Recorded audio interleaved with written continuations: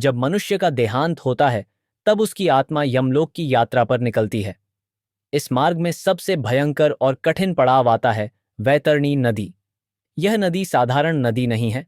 गरुड़ पुराण में वर्णन है कि वैतरणी नदी में रक्त, मांस, मवाद, गंदगी, कीचड़ और भयंकर जीव जंतु भरे रहते हैं। उसमें मगरमच्छ, काली मछलियां और कीड़े लगे रहते हैं जो आत्मा को पकड़कर सताते हैं।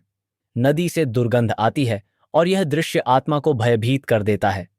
पापी आत्मा के लिए यह नदी अथाह और डरावनी दिखाई देती है। जब पापी आत्मा इसे पार करने की कोशिश करती है तो जीव जंतु उसे काटते और घसीटते हैं। नदी जलती हुई अग्नि जैसी प्रतीत होती है और आत्मा को असहनीय पीड़ा का अनुभव होता है।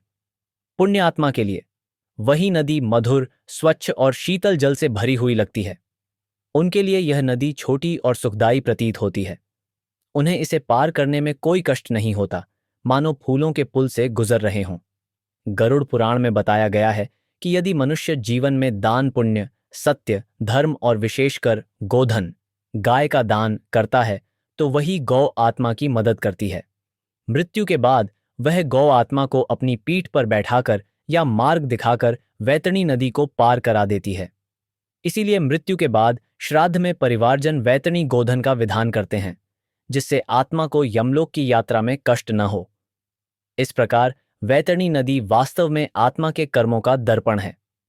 पापों से भरी आत्मा को यह नरक समान दिखती है, पुण्य आत्मा को यह स्वर्ग समान सहज लगती है। नदी पार करने के बाद आत्मा यमराज के दरबार में पहुंचती है, जहां उसके कर्मों का लेखा जोखा होता है।